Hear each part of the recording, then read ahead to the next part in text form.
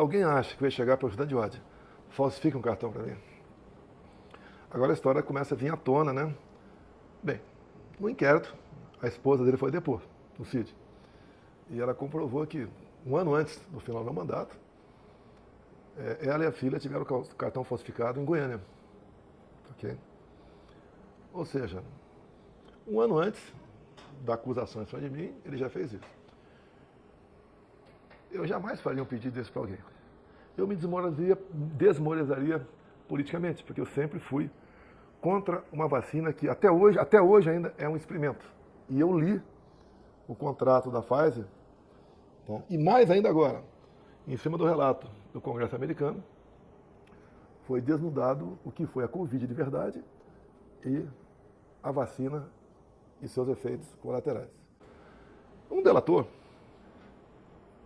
para seguir a regra, ele tem que ser espontâneo, falar a verdade e ter provas. Tanto é que o senhor Gonê, a equipe dele, chegou à conclusão que não tinha indícios mínimos de eu ter mandado falsificar meu cartão. Eu sempre desconfiei das urnas eletrônicas, desde 2012, não foi de agora. Junto com outros parlamentares, como Flávio Dino, Carlos Lupe, tá? E mais uma dezena deles. Em 2015, eu aprovei uma emenda a um projeto de lei eleitoral, cujo relator era o Rodrigo Maia, do Rio de Janeiro, trazendo o voto impresso, né? Daí a senhora Dilma Rousseff vetou, e nós derrubamos o veto, acredite, com maciço apoio, não foi na íntegra, mas maciço apoio do PT. Ato contínuo, o ministro Fux, eu não sei qual a função que ele estava no TSE, me convidou, eu fui conversar com ele, e ele começou a falar das medidas que estavam tomando para implementar os votos impressos em 2018. Eu fiquei feliz, obviamente, ele falou, só podemos, dada uma situação financeira e tempo, fazer com que 5% das sessões tenham voto impresso. Ele mesmo elogiou o voto impresso. E eu fiz um pedido para ele, né? Ministro, pode pulverizar as urnas pelo Brasil? Já está no planejamento nosso a pulverização. E eu vi lá umas urnas também, muito bonitas. Depois eu vi na televisão o próprio ministro Barroso e o ministro Gilmar Mendes mostrando como é que seria esse voto impresso ao lado do eletrônica, já com o equipamento ali. Né? Coisa mais linda. Bem, logo depois, por 8-3, por provocação da senhora Rosa Weber, que estava na PGR, o voto impresso foi tido como inconstitucional. Okay? Então, tivemos 2018. Eleição de 2018 da forma antiga. O que aconteceu ao longo dos meus 4 anos não tem muito a ver com eleições, não. Mas, quando acabaram as eleições de 2018, na primeira semana do mês seguinte, novembro, a senhora Rosa Weber recebeu uma denúncia de fraude, tá? Muito bem fundamentada, não foi feito por amadores, e ela, obviamente, ficou preocupada e determinou junto à Polícia Federal a instalação do inquérito, que recebeu o número 1361. A pressa, no meu entender, dela, seria que, caso houvesse fraude, me tirar e botar o Haddad. Né? Bem, eu descobri esse inquérito, que eu não sabia que tinha sido investigado, em meados de 21. Né? Como a Câmara estava discutindo a PEC do voto impresso, autoria Bia Kicis, relator Felipe Barros do Paraná, e alguém falou desse inquérito lá.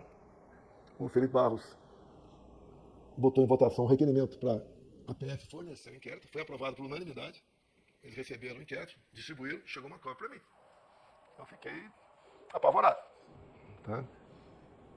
E o que fazer, né?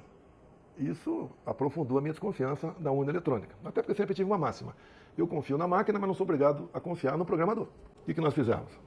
Em novembro de 22. A gente queria questionar de uma forma crescente o TSE, porque faz parte da regra do jogo. Em 2014, o Aécio Neves fez isso, até fez uma auditoria externa com o seu partido para ver o que aconteceu nas urnas eletrônicas e o parecer final da auditoria foi que as urnas eram inauditáveis. Então nós entramos com uma petição. No dia seguinte, o senhor Alexandre Moraes mandou arquivar e nos deu uma multa de 22 milhões de reais. Eu nunca vi uma advogada, a primeira vez que vai peticionar uma ação, tá? Tudo bem. Nós reunimos aqui, naquela época eu podia falar com o Valdemar, reunimos. Qual é a conclusão? Se a gente recorresse, a multa podia passar para 200 milhões, ou podia até ter o registro cassado do partido. O que pode fazer? Se eu não vou recorrer à Justiça Eleitoral, pode ir para onde? Eu sempre falei em 4 linhas da Constituição, e assim eu agi ao longo do mandato. Você deve se lembrar, toda semana eu tinha uma ação no Supremo em cima de mim, ao longo dos 4 anos de mandato. A minuta da carta do Anderson. Você vê um parágrafo, fala ali, intervenção no TSE. O resto, 2 páginas, cópia da nossa Constituição. E o que é estado de defesa do sítio. Então foi conversado rapidamente, chegando à conclusão que não podia ir para frente, que Poderíamos até ter razão no que nós conversamos, né? Mas não iria para frente e estava encerrado o negócio. Se a defesa, o sítio, o primeiro passo é convocar os conselhos da República da Defesa. Isso não foi convocado, então não houve nem cogitação de nada. Se eu não convoquei Estado de Defesa e Sítio, não se pode falar em assinar um decreto.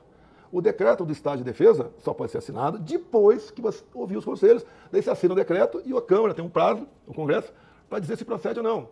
E, mesmo assim, na mensagem do decreto tem que ter exposição de motivos, bem fundamentada. Sem fundamentação, né, ou com certas divagações, o presidente está em curso em crime de responsabilidade. Então, a gente analisou isso aí, esquece. O TSE, é bom você saber, é bom você publicar, o TSE tomou providências contra Jair Bolsonaro, o candidato. Por exemplo, eu não podia botar a imagem do Lula defendendo o aborto. O Lula defendendo o roubo de celular para tomar cervejinha. Eu não podia botar na TV o Lula com o CPX na cabeça depois de ele ir lá no Morro do Alemão. Foi conversar com o líder comunitário. A líder comunitária foi eleito com a mão no tráfico local. Vou continuar, peraí, já está gravando, vou continuar. Não vai sair fácil daqui não. Eu não tenho tempo. Eu não podia botar imagem do 7 de setembro, que eu vou chegar no mais grave ainda. Imagens de eu no cortejo da Rainha Elizabeth. Eu na ONU. O Lula se reunindo com ditadores do mundo todo, entre eles Ahmadinejad, né, do Irã, entre tantos outros. Não podia fazer nada. E o TSE ainda providenciou uma campanha para que menores de 16, 17 anos pudessem retirar o título. O TSE fez isso. Se alguém botasse um outdoor dentro dos padrões, né, na sua propriedade, o TSE ia lá e tirava, mandava tirar e multava. Se você envelopasse o teu carro com as cores da bandeira, você era intimado a retirar aquilo lá. Teve um cara pelo Brasil que começou a vender um produto dele a R$22. Foi processado. Tá? Então isso tudo pesou na balança contra mim. E o Lula podia falar tudo, que eu era genocida, homofóbico, racista, tudo. Tá? E na reta final ainda, nós perdemos 1,5 milhão de inserções em um programa de rádio, onde o PT massificava que eu queria acabar com os direitos trabalhistas. Você não vai ter mais 13º, não vai ter mais fundo de garantia. E eu não aparecia rebatendo, ou nem falando nada, porque tiraram. Nós temos inocentes aí que não tem prova de estar armado, de estar quebrando nada, já condenado até 17 anos de cadeia. Anistia para isso. Se bem que essa anistia seria até imprópria, porque anistia é para quem cometeu algum crime. Você vê, as dezenas de anistias que tiveram no Brasil, as mais variadas possíveis. Gente, inclusive, a de 7/9, teve morte, sequestro, né? Muita coisa errada. Você resolveu anistiar todo mundo. O que é anistia? Golpe, ou perdão, é daqui para frente. É quando um casal briga, muitas vezes, meu amor, é daqui para frente, vamos embora daqui para frente. Eu não vejo mal nenhum, nem erro nenhum em defender uma anistia. Olha só, quando começou a tramitar, se você buscar na própria imprensa, eles queriam botar meu nome lá. Inelegibilidade. Eu falei, não quero saber de anistia envolvendo meu nome. Como é que eu podia imaginar que me colocaria no Rio de Janeiro se eu estava lá nos Estados Unidos? É você agora, prova que você está aqui, e você receber uma multa de trânsito em São Paulo. Não tem cabimento isso aí. Por telepatia, pegaram meu telefone, contava depois, uns 40 pessoas. Dessas pessoas aí também, pegaram o telefone deles também, pegaram da Débora, que está em vias de, se Deus quiser, prisão domiciliar. Não acharam nada a meu respeito. O próprio Alexandre Moraes falou nesses dias que foram assinados 500 acordos de não persecução penal. Daí ele fala uma coisa lá que é gravíssima, né? Confessaram que queria dar um golpe. Pelo amor de Deus, seu Alexandre de Moraes. 500 pessoas dar um golpe que só foi descoberto no dia 8. Se você pega meia dúzia, nós aqui, estamos meia dúzia aqui, fala um negócio sério aqui. Daqui 1 ou 2 dias todo mundo está sabendo. E não só 500, foram 1.500 pessoas. E pelo que eu estou sabendo, nesses acordos, não tem meu nome em lugar nenhum. O Bolsonaro mandou você fazer isso, pediu fazer aquilo, nada. A anistia, você tem que fazer, não é para... Quando é individual, chama-se graça. A anistia é um negócio amplo. Eu não tenho nada a ver com o Rio de Janeiro. Quando o projeto começou a tramitar, que o relator é Rodrigo Valadares, lá de Sergipe, né? Eu fui, alguns parlamentares, né, que apresentaram o projeto, que eu converso sobre tudo com um grupo bom de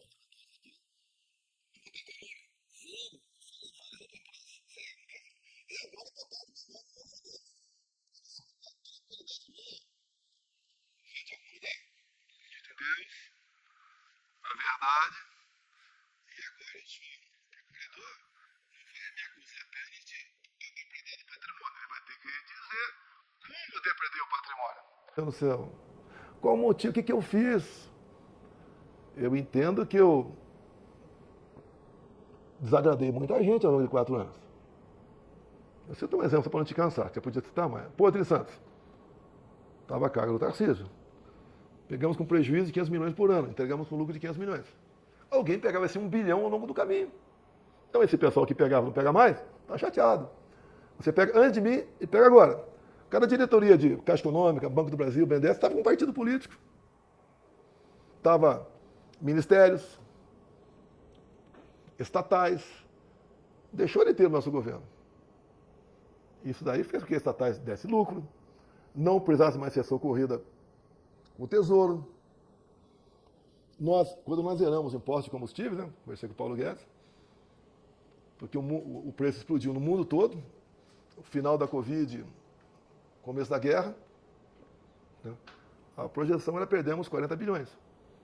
Vamos correr o risco? Vamos, porque vai parar a economia. Com o parlamento, não foi na canetada. Passamos a arrecadar mais mês a mês. E não foi só isso. Zeramos impostos, diminuímos de muita coisa. Até junto com o parlamento, botamos um teto no ICMS. Tinha estado que cobrava 34% do ICMS e naquela época dava R$ 2,30 por litro de gasolina. Então a casana foi lá para baixo. E botamos na lei. Se os estados deixarem de arrecadar no global de ICMS menos de 5% do previsto, eu, governo federal, bancava para eles. Nenhum estado deixou de arrecadar. Alguns arrecadaram um pouquinho menos, outros até um pouquinho mais. Mas tivemos uma satisfação por parte da população. Nesse período de crise, por exemplo. E ele reduziu, por exemplo, em 1/3 o IPI de 4 mil produtos. É uma geladeira um pouco mais barata, um fogão, uma máquina de lavar, uma enceradeira. E quando o cara gasta menos numa geladeira, ele pode pegar aqueles R$ 50 a menos e comprar outra coisa. E na feira, por exemplo, o dinheiro vai rodar.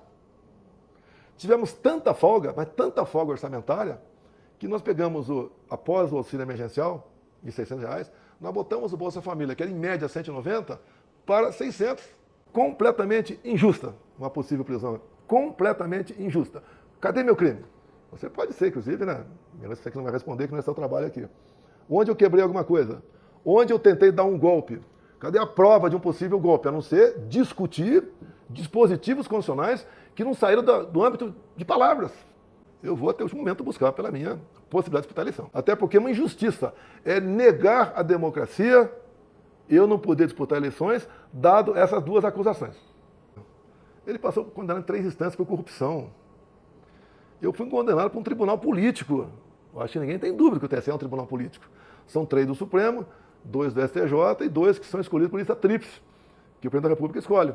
Um tribunal político. Como está lá atrás sobre a anistia, a palavra dele é a seguinte. Palavra correta. Olha, eu compreendo a Câmara, qualquer assunto, mesmo que eu não goste, eu tenho que ouvir as lideranças. Se o equivalente, a maioria, quiser botar um assunto em pauta, eu vou colocar esse assunto em pauta. Nada mais do que isso. Não foi anistia especificamente. A anistia apareceu como qualquer proposta. Quer discutir aqui uma proposta que interessa para Roraima, tá? Apesar de eu ser, meu título ser do Rio de Janeiro. Se a maioria aqui dos líderes quiserem, a gente vai botar o projeto de Roraima em pauta. Essa é a resposta dele, é a resposta perfeita.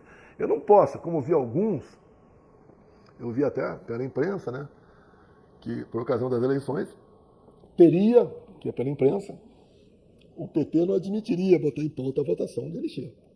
Você não pode, ao dar apoio por um candidato, botar a faca no pescoço dele. Esse assunto não. Nós sabemos que o dono da pauta é o respectivo presidente de cada casa.